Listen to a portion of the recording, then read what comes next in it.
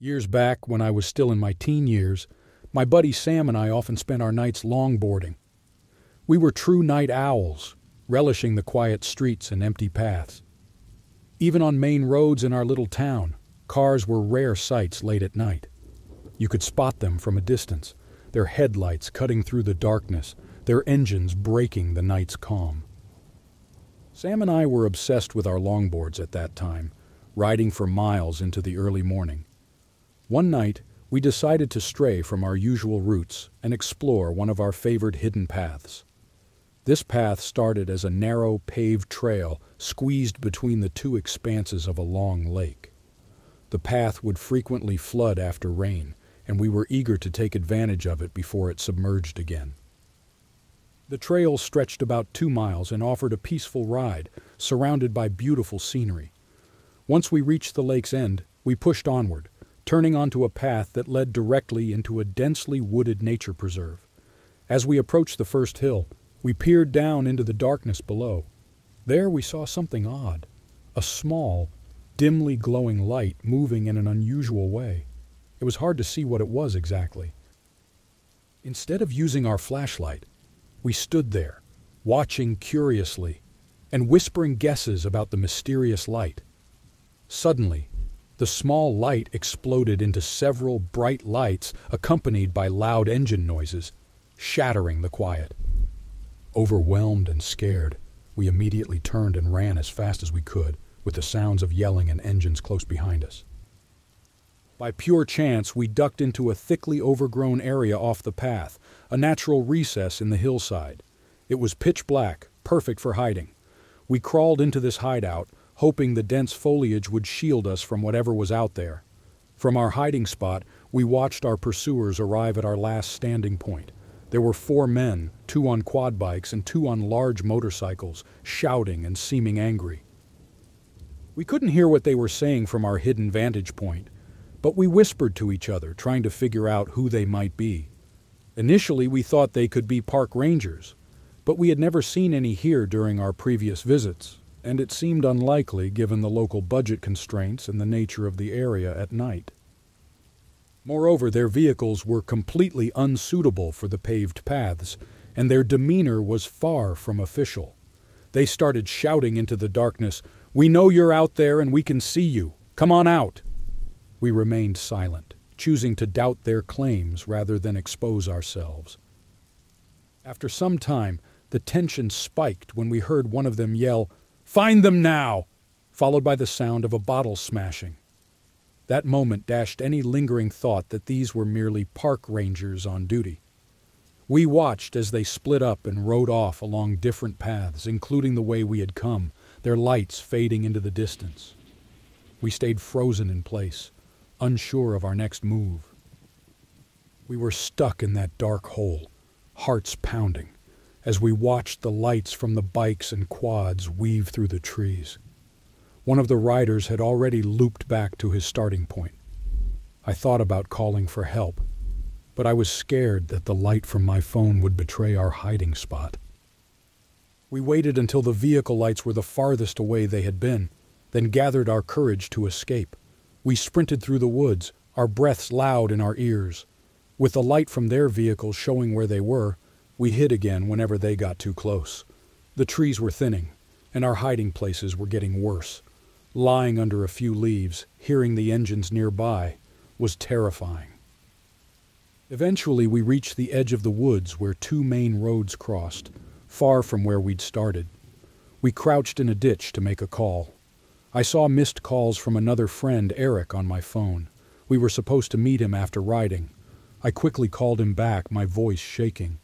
Luckily, Eric was still around, not far from us, and coming our way. I told him exactly where we were and said we needed to be picked up immediately. He promised to hurry. Thankfully, Eric reached us before those men returned. We dove into the back seat of his car and screamed for him to drive. The relief of speeding away, safe in his car, was overwhelming. We told Eric everything. Instead of calling the police, we decided to move on with our night. We thought those men would be gone by the time the police arrived, and we didn't want to admit we had been on those paths so late. Justin and I later confessed to each other that the sound of the engines had made us think of chainsaws, which only added to our fear. Whatever those men thought we saw that night, we actually hadn't seen anything at all. We might never find out what was really happening there, and I'm not sure I even want to know.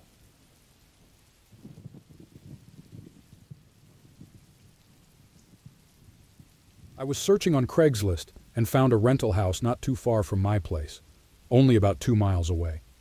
The advertisement mentioned that large dogs were allowed, which was perfect because I needed a new place urgently. I dialed the number given and left a message with my contact details, asking for a call back. Surprisingly, just a couple of minutes after I hung up, I received a call from a woman who had received my message. She quickly gave me the address and mentioned that her associate, Tom, would meet me there to show me around. It was already about 7:15 in the evening, and it was getting dark, but the woman on the phone asked if I could come over right away to see the house. She explained that Tom was leaving town that night and wouldn't be available to show the house for a few weeks. I found it a bit odd, but decided to go anyway because the rental offer seemed too good to pass up. Before heading out, I called my mom and gave her all the details, the phone numbers, names, and the address of where I was headed. I told her I was about 5 minutes away, and if she didn't hear from me in 20 minutes, she should call the police and send them to the address. I was aware of the risks, but the cheap rent was very tempting. When I arrived, I saw a man standing by the front door. He was around 40 years old and gave off a strange, unsettling vibe. He looked as if he might be on drugs. He unlocked the door and led me inside to show me the house. The situation felt increasingly eerie as we walked through the dimly lit rooms. The house was in terrible shape. There were handprints all over the walls, the carpet was filthy, and there was no refrigerator or washing machine. The grass in the backyard was knee-high and the whole place smelled of mold. It was really awful. Tom then handed me a lease agreement and told me the rent was $900 a month for this shabby 2-bedroom house. He also mentioned a late fee of $100 for each day the rent was overdue. I immediately said no, turned around and ran out of there. The whole situation felt very wrong, and I just ignored him, hoping he wouldn't chase after me or grab me from behind. As I got back to my car, I left in a hurry, feeling uneasy.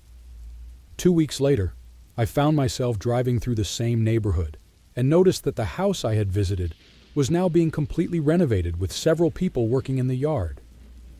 Confused, I approached one of the workers trimming the hedges and asked to speak with Chris, the owner. The worker pointed towards the back and told me the owner was there. To cut a long story short, when I met the owner, it turned out he wasn't Chris. He informed me that he had never listed the house on Craigslist and had been out of town for several months. He suggested that the man I met was trying to cheat me out of my money. I explained how this man had a key and had shown me around the place. The true owner was shocked and told me that he had left a key in the mailbox for his family to use, but somehow a homeless man had found it and used it to fake a rental listing on Craigslist. He had already scammed 4 other people, collecting nearly $4,000 in total. It was cunning, in a very unsettling way.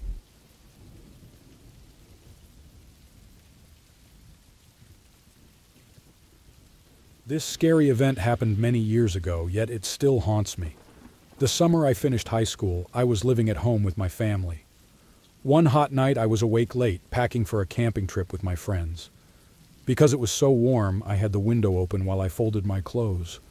It was around 2 in the morning when suddenly a hand reached through the window screen. I screamed, and the hand quickly withdrew. I was shocked, but part of me thought it might be my younger brother Tom playing a trick on me. I went to the window and saw a man's figure staring at me. Frightened, I ran to Tom's room, but he was there, busy playing video games. We called the police, who searched the area but found nothing. They advised us to keep all windows and doors locked. Everyone was still upset, especially my mom, who felt the stranger might return. Her intuition proved correct. She went outside and waited on our back porch. After about 20 minutes, she saw a man dressed in black sneaking along the trees in our backyard. He darted from tree to tree, moving closer to my window. When my mother shouted at him, he ran away. The police returned but again found no trace of the man. I never opened that window or the curtains again. My parents installed motion sensor lights, and we thought that was the end of it. 6 months later, my friend Lisa and I moved into an apartment downtown. It was our first place on our own, and we were thrilled, despite the apartment's poor condition. The main drawback was the street parking. A few weeks in, someone broke into my car. Oddly, nothing was stolen, but a single rose lay on the passenger seat, which was quite eerie. I tried always to park near the entrance where it was well lit, but often I had to park on darker streets further away. The break-ins became a weekly occurrence. Usually I found a flower which I tossed away, but once there were men's underwear, and another time a bag of Tootsie Rolls, my favorite candy. This unnerved me, making me wonder if the perpetrator knew me. I grew increasingly suspicious and paranoid. One day I went to our building's basement laundry to pick up my dried clothes. Shockingly, all my underwear was missing, completely gone. Another incident occurred when a male friend visited. His car tire was slashed. By the time I received the first letter, I was already planning to move. The letter was from someone claiming to have loved me for years, with details that showed close observation. I arranged for a friend to take over my lease, and I moved to a safer area of the city with another friend.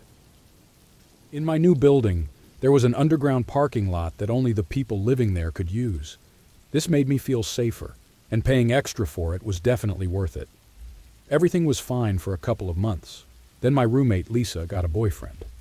We all felt uneasy about him from the start. They met online on MySpace, where he messaged her first. His name was John, and he was very handsome, oddly more so than what you'd expect for someone like Lisa, who was nice but simple. She was overjoyed, though, thinking she had found her perfect match. I found him odd and creepy right from the start. John was a quiet guy who always seemed to have this weird, lingering smile. Trying to talk to him was hard because he'd throw in odd facts that had nothing to do with the conversation. When I started getting stalked, I deleted my MySpace, but I made a fake account later to check out John. It seemed like he didn't actually know any of his friends on there. All his photos were only of him, and his profile was full of vague details. My other friends and I tried to hint to Lisa that dating John might not be a good idea. He hadn't done anything wrong, but something about him was just off. Lisa would get defensive and shut down any conversation about it right away. John began spending more and more time at our apartment, and I started finding reasons not to go home. One day I got home from work and found John alone on our sofa, having a beer. Lisa had been called into work and told him he could stay and wait for her. I was annoyed because I didn't want to be around him, so I grabbed a beer and some snacks and went straight to my room, closing the door behind me. About half an hour later, he knocked on my door and suggested we watch TV together to try and get along, since we both cared about Lisa. I reluctantly agreed, hoping it might help. We watched a movie, and I kept my focus on the screen, not wanting to chat. But when I glanced at John, he was just staring at me, smiling. I snapped at him, asking what he was looking at. He just kept smiling and said, "I can't believe it." When I asked what he meant, he didn't answer and just turned back to the movie, still smiling. That moment made my skin crawl. I excused myself and locked my bedroom door after that. Months passed, and I tried to stay away from home as much as possible. John was practically living with us now, and he had moved a lot of his stuff into Lisa's room. I didn't want to move again, but I was starting to consider it. On their 6-month anniversary, I saw a huge bouquet of flowers and a card on the table. Curiosity got the better of me, and I peeked at the card. My heart pounded as I opened it. Before even reading the words, I was shaking. The handwriting looked exactly like the one from my stalker's letters, which I had kept as evidence. I pulled those letters from my desk to compare, and there it was, the same unique, unmistakable handwriting. John was indeed the stalker. I immediately called the police. While waiting for them, I phoned Lisa and urged her to come home from work as soon as possible. I dreaded telling her because I knew it would crush her. The police took my statement and even visited Lisa at her workplace to gather more information. They ended up breaking the news to her there. Despite warnings from the police not to contact him, Lisa called John and left an angry message. After that, John vanished. There was no sign of him at the workplace he claimed, and Lisa had never visited his apartment because he had told her he was staying with friends to save money for a trip to Europe. His family was supposedly out of state, and she had never met any of his friends. It turned out he had been lying about everything. She was dating a ghost. We're not even sure if John was his real name. The worst part came when we decided to go through John's belongings he had left behind. In his duffel bag, among gym clothes, we found about 10 photos of me. They were all taken from a distance, except for one where I was asleep. The sheets in that photo were from my current apartment, taken before I started locking my bedroom door. Some photos even dated back to before the incident at my parents' house, suggesting he was involved then too. We also found 2 pairs of my missing underwear, a Starbucks lid with my lipstick mark, a necklace I hadn't realized was gone, and other personal items. It was terrifying. Sadly, the police never managed to find him. I decided to move overseas for a job opportunity I had been considering, and I left as soon as possible. Lisa and I eventually drifted apart. She struggled to accept that her first love was a complete nightmare. I think I harbored some resentment for believing his lies and letting him into our lives. I often wondered about his motives. Was he planning to hurt me, or was he just satisfied with silently infiltrating my life? I may never get the answer. Being stalked changes you forever. Even living abroad, I constantly looked over my shoulder. To this day, I don't use social media with my real name, fearing he might find me. I suspect he might be tormenting someone else now. Whenever I visit my hometown, I stay as low-key as possible. A part of me always fears that John might reappear, but I sincerely hope he never does.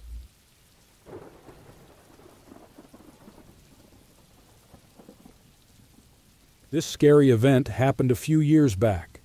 I had plans to visit the local nature trail for a walk in the forest. I had been there many times before to hike and take notes. I usually went with my then-boyfriend Max, but he had to work that day. So I decided to go alone. I felt quite safe going by myself. I parked my car at the very end of the parking lot, leaving space in case others came. The path went straight from where I parked for about a mile before it bent up a big hill. I was aiming for an old, unused parking area near a lake. The side path to this place was about 400 yards down the main trail on the left. After you make that left turn, the path is flat for about 200 yards before it starts to rise. The rising part has loose gravel and makes a lot of noise underfoot. This part is around 100 yards long. I was walking calmly along the straight path until I made that left turn. As soon as I started to climb the gravelly slope, a feeling of discomfort crept up on me. I tried to ignore it, thinking I was just being overly cautious, and kept walking. But as I got to the middle of the inclined path, I started to hear the crunching and snapping of branches in the woods to my right. The sound seemed to be about 100 yards away, deep enough in the woods that I couldn't see the source of the noises. I stopped dead in my tracks, my heart pounding, and the hairs on the back of my neck stood straight up. I stood frozen as the crunching noises suddenly stopped. Foolishly, I dismissed the noise again, guessing it might just be a deer or perhaps a bobcat lurking nearby. The noise was too loud to be something small like a raccoon or a squirrel. I kept moving up the path until I reached the top of the incline. That's when the sounds from the woods turned into something terrifying. It started to run towards me. I was stuck in fear, my heart racing wildly. Every single hair on my body stood on end and I couldn't move. Then I saw him. A man was charging towards me, his right hand gripping something. In panic, I turned and ran back down the incline towards the main trail. I stumbled and slid on the loose gravel. When I dared to glance back, he had reached the top of the incline. His eyes bore a menacing glare.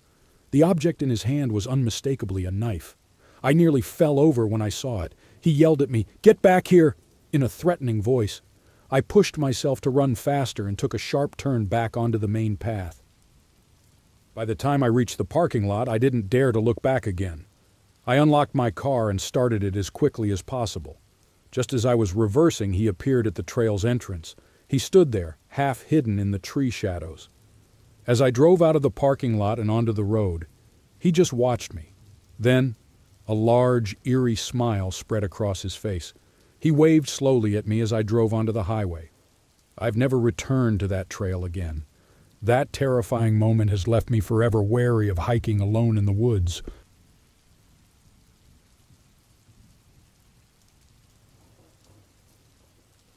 A few months back, my buddy James and I decided to go for a hike.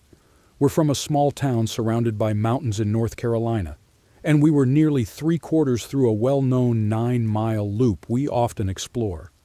At the highest point of our hike, we stopped to snap some photos and grab a bite to eat.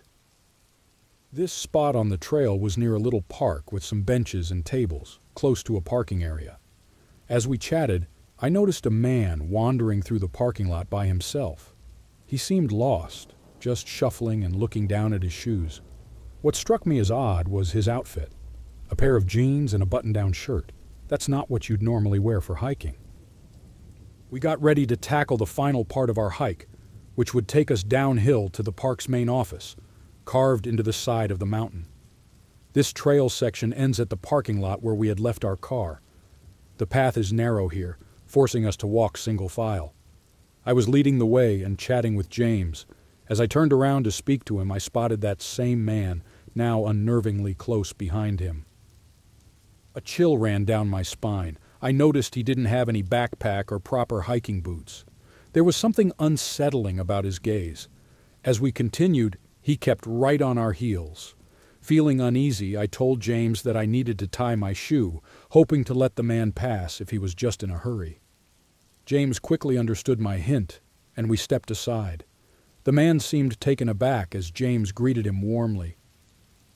But he just stared back. That's when I saw he was holding a stick. While I pretended to fix my shoe, James positioned himself between me and the man.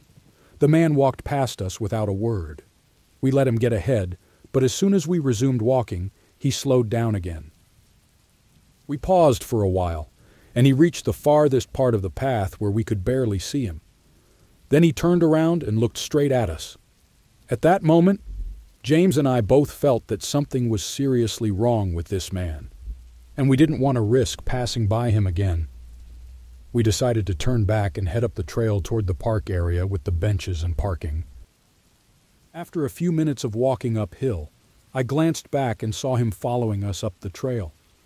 I nudged James to pick up the pace. We hurried back to the parking lot where we were earlier. Once there, we started to make a plan. We decided to wait and see if he would follow us all the way back to the parking lot. There were more people around this area, which made us feel a bit safer. About 20 minutes passed, and there was no sign of him.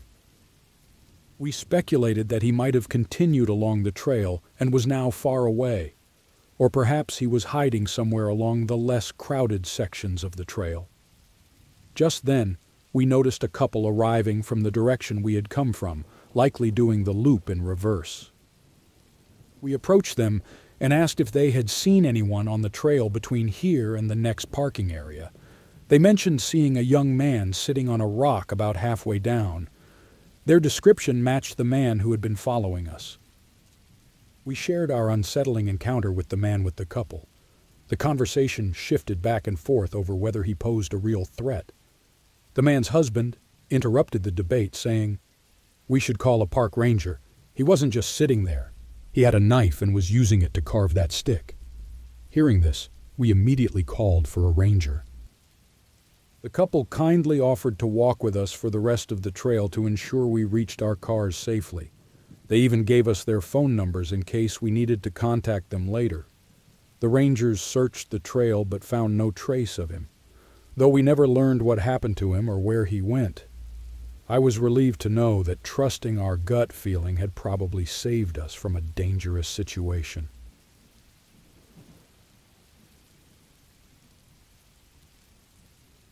I used to deliver pizzas for the local pizza shop back when I was around 19. It was nearing 11 p.m., and my boss asked if I could handle one last delivery, even though we normally stop delivering at 10:30 p.m.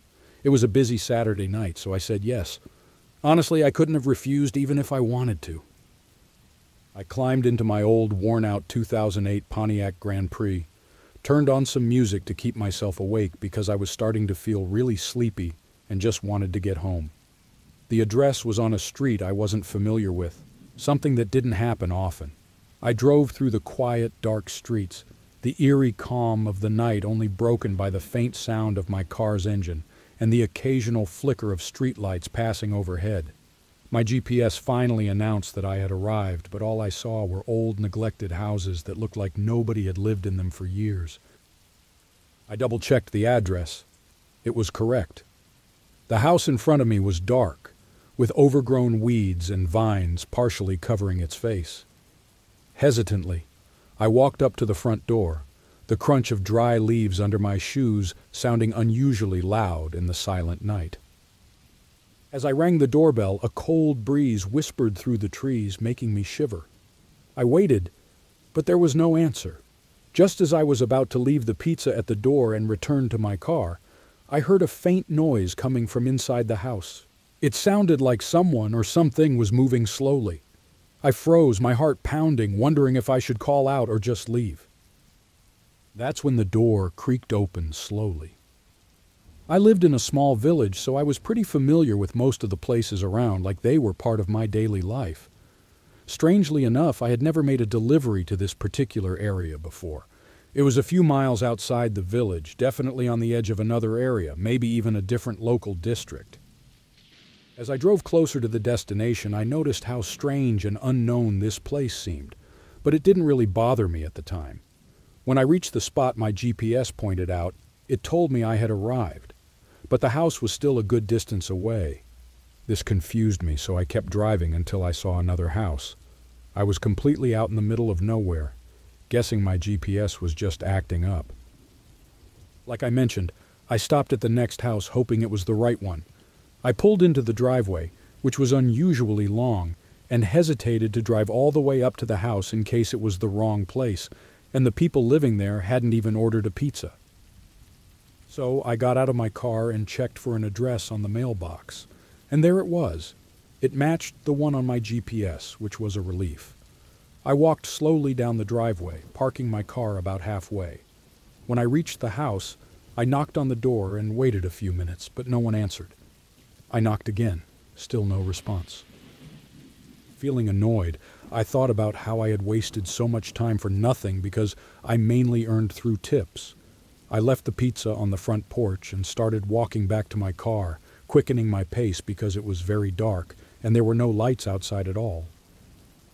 As I was hurrying, I began to hear footsteps from behind the house.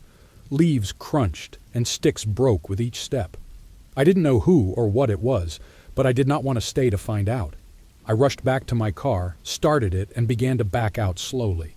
The driveway didn't allow space for a U-turn unless I drove all the way up, which I definitely didn't want to do. While reversing, I was focused on not veering off the driveway. But when I looked forward again, a man in a wolf mask was sprinting towards me. I slammed on the gas as he got close.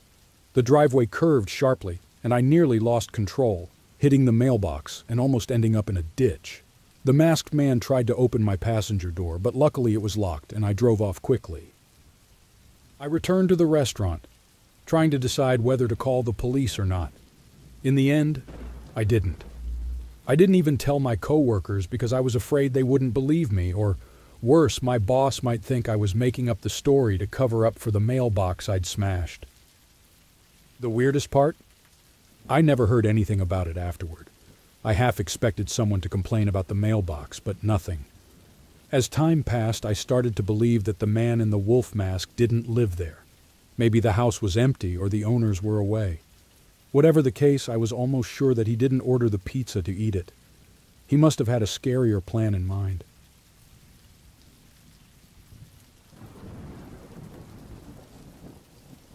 It was a chilly, blustery evening, and I was out on a job.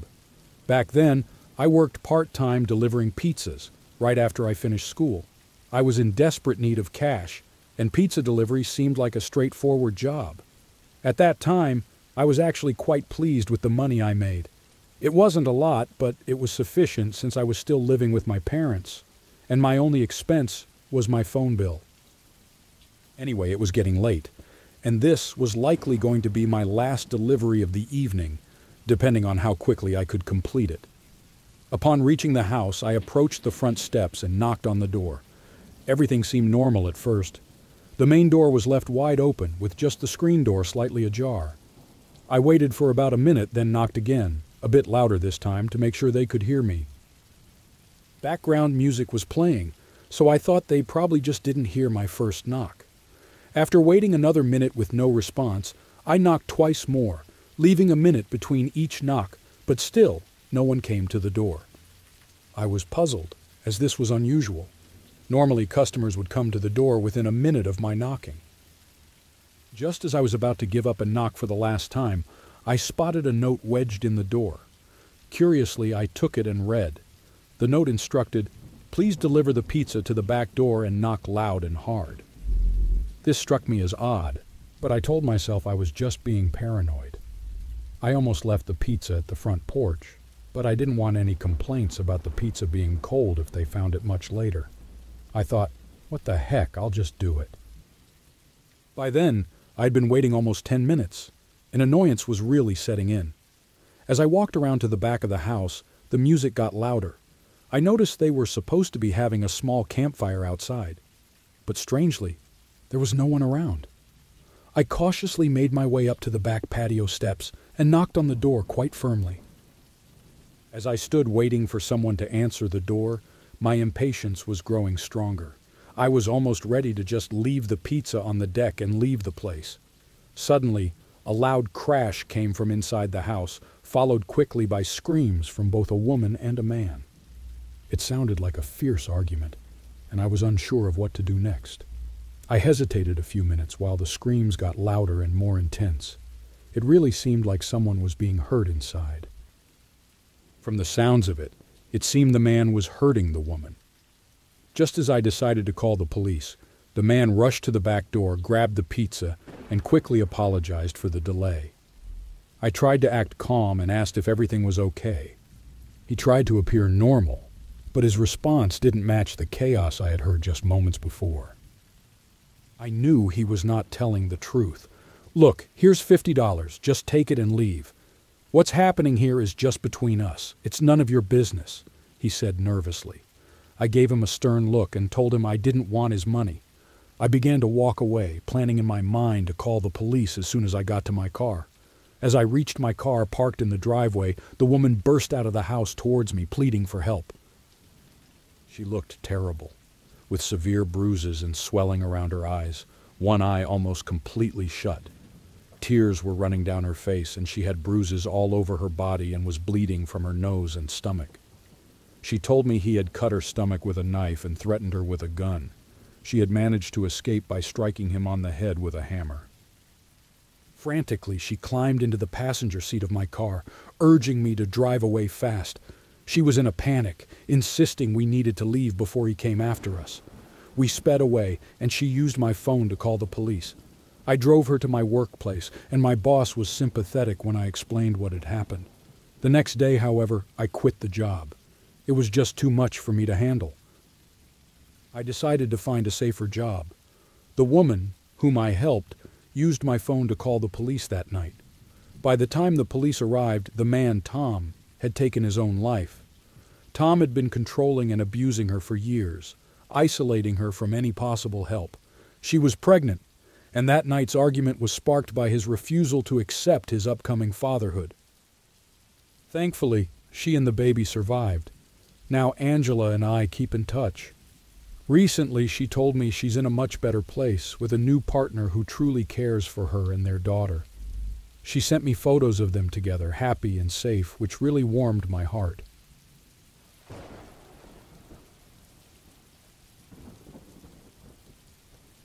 A few years back, I was settling into a tiny apartment in Boston. I'd picked up some old cabinets from Craigslist that I really liked. However, I couldn't set them up on my own, so I returned to Craigslist to find some help. I stumbled upon a guy named Mark, who offered to do the job for a very low price. Wanting to save some cash, I decided to give him a call and explain my situation. Mark replied almost immediately, agreeing to help. We planned for him to come over the following day, which was a Sunday. He arrived around 10 in the morning. Right from the start, there was something unsettling about him. We exchanged a few words about the installation, and he seemed weirdly distant and a bit odd. The fact that I was living alone made me slightly uneasy about letting him into my home, but I reassured myself that everything would probably be all right. After a few moments of uncomfortable silence, he began working.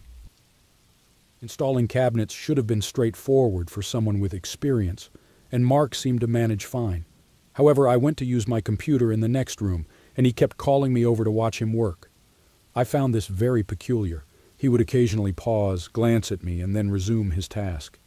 Despite the odd feeling in my gut, I tried to brush off my worries. Later, I returned to my computer and noticed that he had stopped working. Suddenly, his head peeked around the corner, just staring at me. That was the last straw for me. Once he finished the job, I quickly paid him and wished him well. He unexpectedly asked for a hug before he left, which made me uncomfortable. I was relieved when he finally exited. Later, I shared this creepy encounter with some friends. I managed to shake off the unease as just another weird encounter. The day passed peacefully, and after watching some TV, I began to feel sleepy. Just as I was about to drift off, a faint sound caught my attention. It sounded like my back door creaking open. Initially, I dismissed it as my imagination, but I turned down the TV volume to listen more intently. It was unmistakably the sound of the door. Alarmed, I jumped out of bed and tiptoed to the hallway. Peering around the corner, I saw the man from earlier, Mark. Our eyes met for a brief moment before I quickly shut my bedroom door and locked it. I could hear his footsteps approaching the door, followed by him trying to turn the doorknob. Panicking, I yelled that I was calling the police and grabbed my phone from the nightstand to dial 911. As I explained the situation to the dispatcher, they instructed me to stay on the line. The next moments were terrifying. Mark began pounding on the door, trying to force it open. The banging lasted for a relentless minute before it suddenly stopped. I stood frozen, listening hard, then heard his footsteps recede. However, just as I started to hope he had given up, he returned, more aggressive than before. He rattled the doorknob violently and resumed his banging. The door shook under his blows, and it seemed like it might give way at any moment. Desperately, I considered escaping through the window or hiding in my closet. As the terror grew unbearable, the sound of sirens filled the air. Relief washed over me when I heard someone yell, "Police!" outside. The banging ceased, replaced by Mark's shouts as he was confronted by the officers. After a tense minute, I ventured out of my room to find Mark in handcuffs and police officers filling my apartment. The night's events left me deeply shaken, and since then, I've steered clear of Craigslist.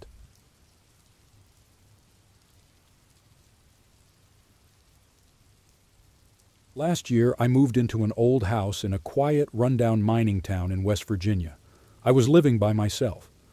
On one of the first warm nights of spring, I fell asleep in my living room in my armchair.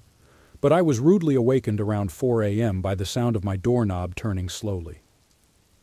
I thought maybe someone got the wrong house by mistake, but the doorknob kept turning over and over. Since I didn't have a little hole in the door or a window to check who it was outside, I just walked up to the door and shouted, "Hey, wrong house!" Then the door began to shake as if someone was trying to break it down, and a hand started hitting it hard. "Hey, really, you need to leave. You've got the wrong place," I yelled again. The person on the other side growled at me and started making these creepy, wild animal noises. Scared, I quickly grabbed a knife from my kitchen and dialed the police, waiting anxiously for them to show up. 2 officers arrived, but by then, the stranger had disappeared. The police searched around my house thoroughly but found no one. They left, advising me to call again if anything else happened. So I tried to go about my day, and soon it was around 5 in the morning. I couldn't fall back asleep because I was too worried about what had happened. That evening, after returning from work, I felt uneasy, thinking maybe someone had broken into the house. This was probably just my nerves talking, and I had no real reason to think that, but all day at work, I couldn't stop worrying that the same person might return. When I got home, everything looked normal. There were no signs of a break-in or anything unusual. Later that night, around 9:30 or 10 o'clock, I was lying on my sofa reading a book when suddenly I heard a loud, sharp thud. It was quick, but loud enough to startle me. It sounded like it was coming from inside the house, but I wasn't sure. I tried to ignore it and kept reading, but not long after I heard the sound of muffled talking. I couldn't understand what was being said. Where is that coming from? I wondered to myself. At that moment I realized this wasn't just my imagination. I was sure someone was inside. Panic surged through me, and a terrible thought struck me. The strange person might have returned. I scanned the room, but all was silent again. Then, out of nowhere, a chilling scream pierced the air, a scream like none I had ever heard before. It was as if a man was yelling as loudly and fiercely as possible, but there was something unnatural and terrifying about it. My heart raced, my body pumped with adrenaline. Suddenly, it hit me. The crawl space. I thought about calling the police, but I hesitated. I didn't want to seem foolish again, so I decided to investigate it on my own first. I stepped out through the back door and circled to the side of the house. It was easier to get to the crawl space from the outside. I had never actually looked inside the crawl space before this night. There, to my shock, was a man. He seemed to be either sleeping or pretending to, or he might have been heavily drugged. I was almost certain it was the latter. I held back my anger and kept quiet. I immediately called the police and moved away from the crawl space entrance. I waited outside until they arrived and pointed them to the man I had discovered. The officers pulled him out and took him first to the hospital for a checkup and then to jail. It turned out this man had been living under my house for who knows how long. He had set up a small living area with a sleeping bag, a lantern, and a stash of food. Learning this, I was utterly disturbed. The thought that someone had been living right beneath me without my knowledge haunted me, and I found it hard to sleep peacefully for many nights after. How could I have not noticed someone was under there the whole time?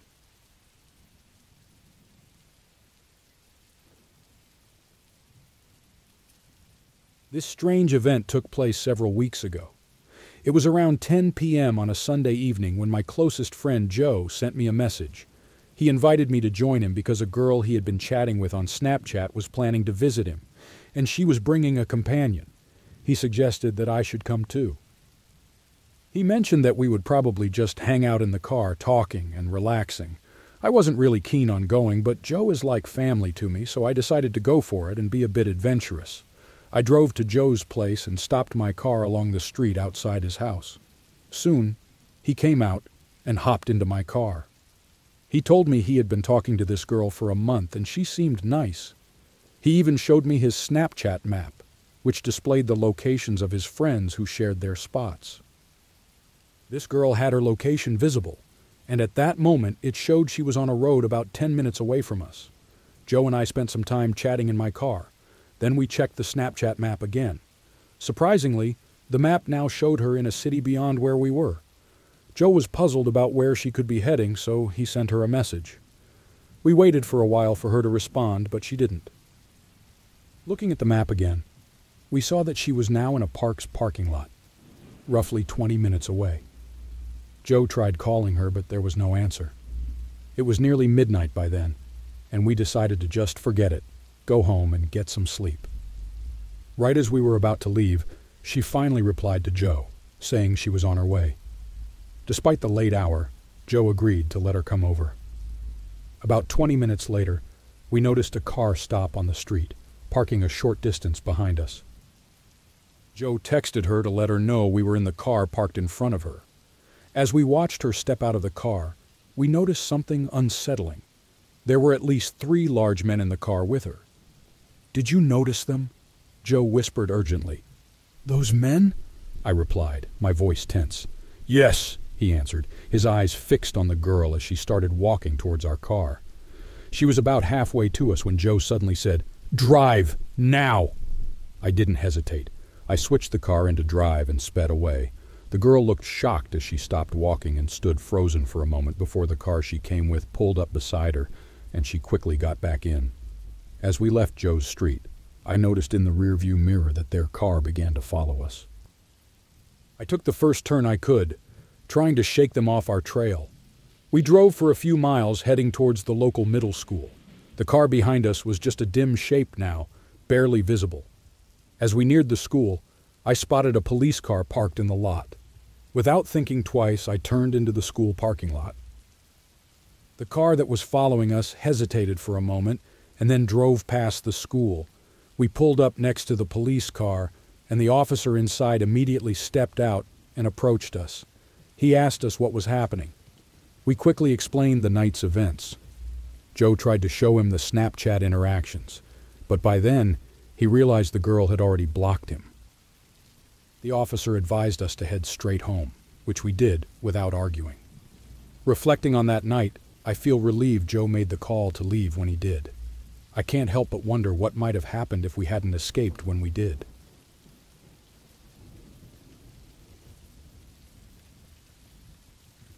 Back then, I was 17 years old.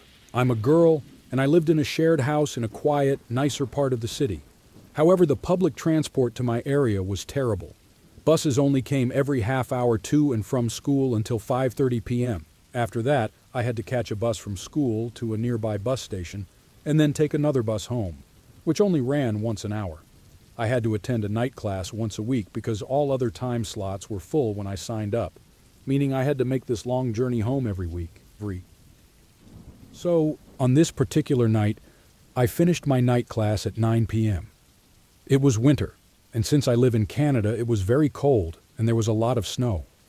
I took the bus from the university to the bus station, and of course, because it was cold, I waited inside the small, heated waiting area they have at major stations. This is mainly so bus drivers can take a break and use the restroom if they need to. My wait at this stop was supposed to be about 15 to 20 minutes, so I sat down, put in my headphones, and opened my book that I read on the bus. Since it was so cold, there were a few other people in the room with me. One of them was a guy about my age, dressed in a street-style outfit, standing in one corner. I noticed he was watching me, but since I had a pretty unique look with dreadlocks and piercings, kind of a metal goth style, it wasn't unusual for people to stare at me. About 10 minutes later, he came over and sat next to me. I tried to ignore him and went back to my book, but I could feel his eyes on me. Eventually, he tapped me on the shoulder. I took one earbud out and looked at him. "Hey, what's your name?" he asked. I hesitantly told him my name. "Oh, cool. That's a unique name. What are you doing tonight?" "Just heading home. I have school early in the morning," I replied, starting to feel a bit annoyed by his presence. My bus was still not there, and I didn't have many options to leave. "Sounds boring. You should hang out with me instead. I'm going to meet some friends, and we're doing karaoke. You look like you'd be fun." "No thanks, I really need to get some sleep for school," I insisted. "Come on, just one drink. It'll be fun," he persisted. This whole situation made me increasingly uncomfortable. I glanced around the waiting area, hoping my bus would arrive soon so I could escape this unwelcome conversation. As he suggested this, my bus finally arrived. "Sorry, but no. I need to catch this bus," I said, relieved. "Oh, I'm taking this bus too. So where do you live?"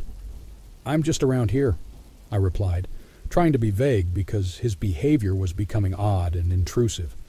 This bus route goes from the quiet suburb where I live to a rough part of the city, and I definitely didn't want him knowing exactly where I lived. "Well, if you change your mind, you can sit with me," he said, not giving up. Thankfully, he seemed to take the hint after that. When my stop came, I pulled the cord and moved to the middle of the bus, ready to get off. But he got up and followed me, still trying to convince me to join him. When I stepped off the bus, he did too. My house was only 10 steps from the bus stop, and I didn't want him to know that. Now he was clearly following me as I walked, trying to strike up a conversation and even asking for my phone number. I had enough. "You're scaring me. Please stop following me," I told him sternly. "Well, I can't go anywhere now. The next bus doesn't come for a while," he replied. "Why don't I just come over to your place and wait for the next bus?" he suggested. At that moment, I decided to ignore him and just keep walking. Luckily, the street I lived on was busy and well lit. I quickly turned the corner at the end of my block and sprinted into the alley behind my house. I thought if I could just reach my backyard, my roommate's dog would help scare this guy away. As soon as I started running, his annoying chatter turned into loud yelling. I heard him chasing after me, but I had a few seconds lead. I reached my yard and fumbled to open the gate, just as he grabbed my backpack. But before he could pull me back, my roommate's large German shepherd, formerly trained as a police dog, lunged at him. The dog, Kada, knocked him down on the icy ground and barked loudly. Hearing the commotion, my roommate rushed outside, finding his dog standing over the guy and me looking like I'd just escaped a horror movie. We called the police, and it turned out the guy had some outstanding warrants. From then on, I made sure to drive myself to evening classes.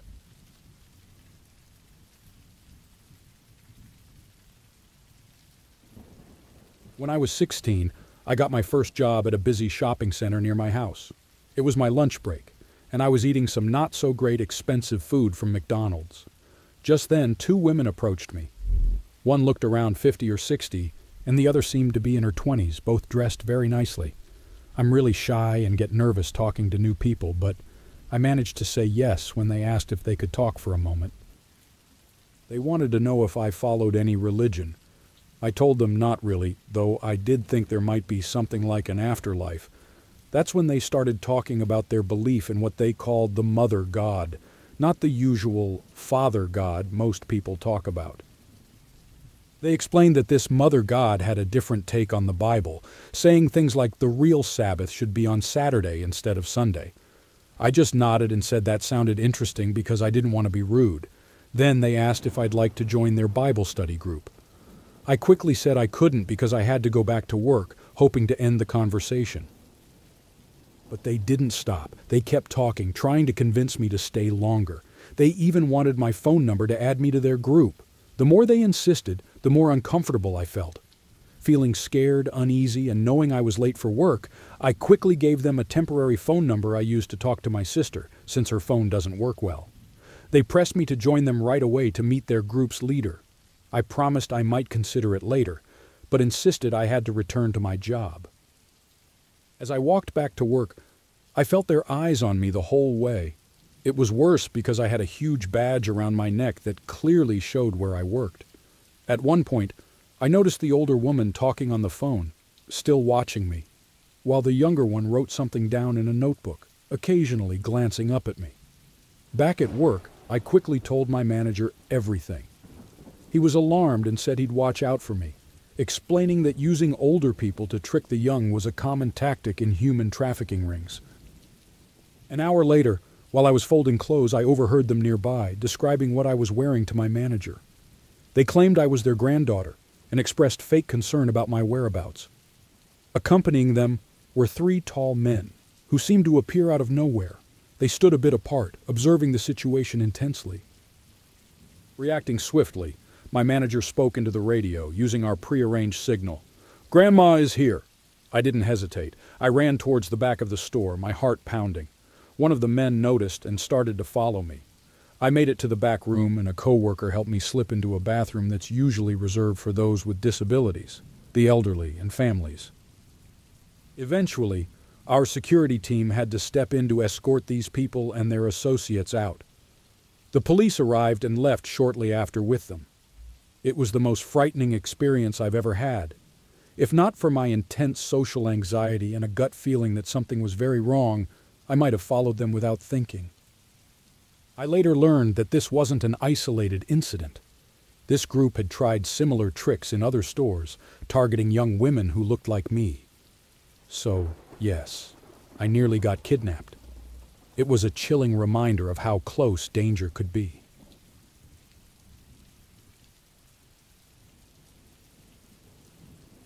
A couple of years ago, I planned a camping trip with around 10 friends to Snively Hot Springs in eastern Oregon. It was set for Friday the 13th, which also happened to be a night with a full moon. The drive was just over an hour, and since I had work the next morning, I decided to drink very little to avoid a hangover. When we got there, we found a nice spot away from everyone else to set up our camp, enjoyed a few drinks, and then headed to the hot springs. We spent a beautiful evening there, laughing and relaxing in the warm water as the sun set. a memory I cherish deeply. After a while, most of us wanted to go for a walk at night to see the mountains under the moonlight and stars. We went back to our camp, dressed warmly, and prepared for the walk. Only half of us were ready to go on time, while the others were either too tipsy or just fooling around, making it hard to get everyone organized.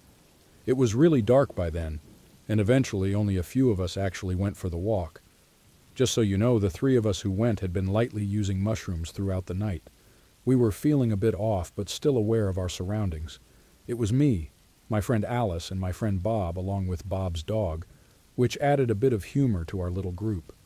We regretted not having a headlamp each, as it was darker than expected. We walked uphill for about 10 minutes, and then turned right onto a trail. At the start of the trail was a cattle guard, surrounded by barbed wire fences, an obvious warning sign we foolishly ignored. We lifted the dog over and continued on the trail. We hadn't gone far, maybe 3 minutes, when we heard loud rustling sounds very close ahead. We froze, and Bob, who was leading us, started shining his flashlight around. I've never been so terrified in my life. You know how a cat's eyes can glow in the dark? Imagine that, but much more frightening because this creature was bigger than any of us. We found ourselves staring into the eyes of a huge mountain lion just a few yards away. Instinctively, we all started to back away slowly, hoping not to provoke it. We kept backing away slowly from the mountain lion, moving more and more until we couldn't anymore. Then, we bumped into the barbed wire fence. Our dog was suddenly right beside us, making us realize something else had been moving alongside us in the dark. Turning the flashlight in that direction, we saw another mountain lion, a smaller one, probably the mother's cub. Realizing we were between a mother and her cub, we had no choice but to quickly make our way over the fence. We lifted the dog over first and then climbed over ourselves, tearing our clothes on the sharp barbed wire. Bob cut his leg badly on one of the spikes. There we were, on someone else's campsite, under the full moon, on Friday the 13th, slightly trippy from the mushrooms, and completely lost. Nobody seemed to be at the campsite, and in our panic, we didn't care. We got into an unlocked car and honked the horn loudly, hoping to scare the mountain lions away. We shouted out to make sure anyone around knew we weren't thieves, but were just trying to keep the wild animals at bay. After honking for a while and getting no response, we left the car. Alice thought she heard someone screaming or trying to scream in the distance, but Bob insisted we needed to leave immediately. Part of me believed Alice, even though I hadn't heard the screams myself. I just wanted to escape from there. We found our way out of the campsite and headed back to our own camp. All the way back, I was praying silently, even though I'm not religious. Every little sound made me think the cougars were following us. When we finally got back to our own camp, I was so shaken up that I had a panic attack right there in the car. I was sweating profusely because the sunroof was slightly open, making the car very hot. Meanwhile, everyone else seemed to be having fun despite what had happened. Alice came into the car trying to calm me down. She even brought a bottle of tequila and some more mushrooms, joking that if we were going to die, we'd at least die happy. That courage she gave me helped me eventually leave the car and join the others for the rest of the night. The next day I was terribly hungover and ended up losing my job because I didn't call in or show up for work. Despite the trauma and the job loss, part of me felt it was worth it. But ever since then, I occasionally have nightmares where those cougars are chasing me and my legs just won't move. It was a horrifying experience that has stayed with me ever since.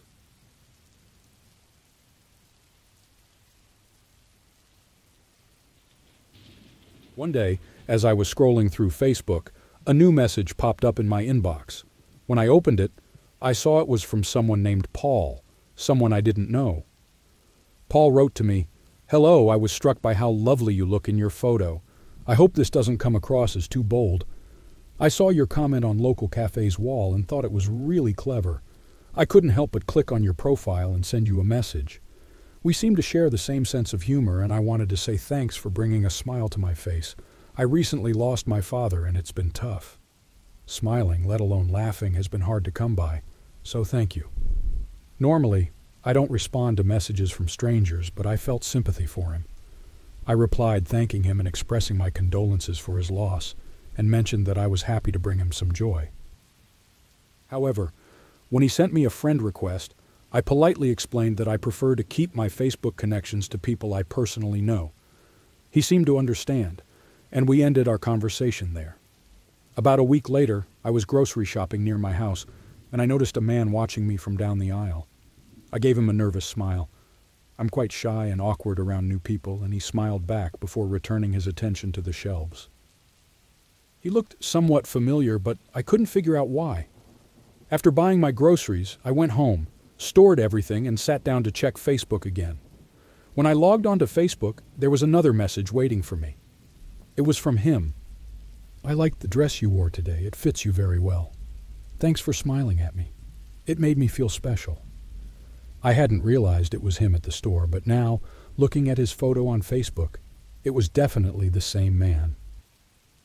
This made me feel uneasy, but I thought it might just be a strange coincidence. I decided not to respond, just to be on the safe side.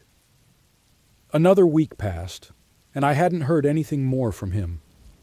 One evening, I was at a park with some friends, chilling on the swings like we used to do as kids. Suddenly, I noticed someone walking toward us from a distance. As the figure came closer, the mood shifted and we all fell silent. It was him, Paul.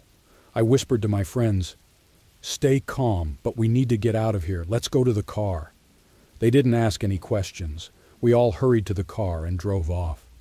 Paul disappeared from view. I explained to my friends what had been happening. They thought I was just being paranoid. Later that night, I received yet another message from him on Facebook. "So, do you go to the park often?" That was the last straw. I replied sharply, "Never message me again. I have a boyfriend, and he is a police officer. Stay away from me." I blocked him immediately. I had made up the boyfriend part hoping it would scare him off, and it seemed to work because I haven't seen or heard from him since. I now live with 3 roommates who are all aware of what he looks like and the whole situation. They keep an eye out and nothing odd has happened. But still, sometimes I find myself looking over my shoulder.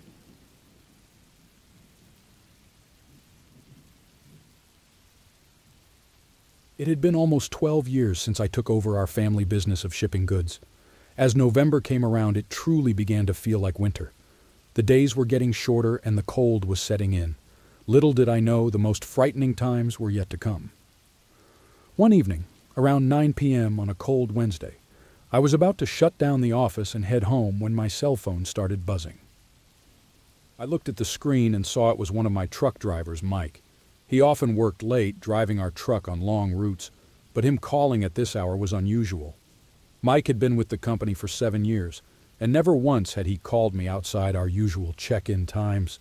Worry tingled through me as I answered, and immediately I could hear the panic in his shaky voice. He told me he thought someone was following his truck. My heart sank, and I felt a knot in my stomach. I couldn't grasp why he felt so certain he was being followed, but I didn't question it. Mike was always calm and collected. He didn't provide many details, only that he was really frightened and needed advice. Feeling helpless, I suggested he exit the highway and find a place crowded with people, maybe a gas station, so he wouldn't be alone. He bombarded me with questions, but I didn't have the answers. I just urged him to lock his doors and call the police if necessary. I instructed him to keep in touch and let me know once he was safe. The wait for his next call was agonizing, the minutes stretching into what seemed like endless hours. Finally, Mike called back. His voice was quieter this time, less panicked. He told me he had stopped at a rest area off the highway. When I asked if he could see anyone suspicious lingering around, he replied that it was too dark to tell and perhaps he had overreacted. But the tone of his voice told me the fear had not completely left him. I stayed on the phone a bit longer trying to calm his nerves, yet a part of me couldn't shake off the feeling that something was very wrong. I felt sorry for him, hearing the shame in his voice. A tiny part of me was also worried that he might actually be in real trouble. Mike had been working too many extra hours and was likely very tired, which wasn't safe for driving. Since he wasn't too far away, I told him to stay where he was and that I was on my way to pick him up. I gave him names of nearby places and roads to go to in case he felt threatened. I also urged him to call the police if he saw anything strange, just to be safe. Quickly, I got into my car and drove toward the place where Mike was supposed to be waiting. I checked the fastest ways to get there, but couldn't shake the feeling that something was very wrong. As I drove, the highway seemed eerily empty. There were no other cars around, just me and the dark road. After driving for about half an hour, I reached the rest stop. When I got to the entrance, I saw Mike's truck parked on the side, about 50 yards from the rest stop. The doors were wide open and the headlights were still shining. My heart dropped and I ran to the truck. He wasn't there. It felt like a horrible dream. I shouted his name loudly, but only silence answered back, making me start to cry. I phoned the police, trying to speak clearly through my panic. They already knew something about Mike. He had called them just a few minutes earlier. He had told them a car had been following him for an hour and had followed him to the same abandoned rest stop. The dispatcher had told him to leave immediately, which he did, but then he started screaming in terror. The last thing he said was, "I'm going to die," and then the call ended. The police couldn't find any signs of a struggle or other people's fingerprints in the truck. It was spotlessly clean. My thoughts are with his wife and little son, who might now have to grow up without his dad. Every day, I am haunted by guilt. If I had driven a little faster or left a bit earlier, maybe I could have saved him. To my dear friend Mike, whether you are gone or still out there, I hope you are in a peaceful place.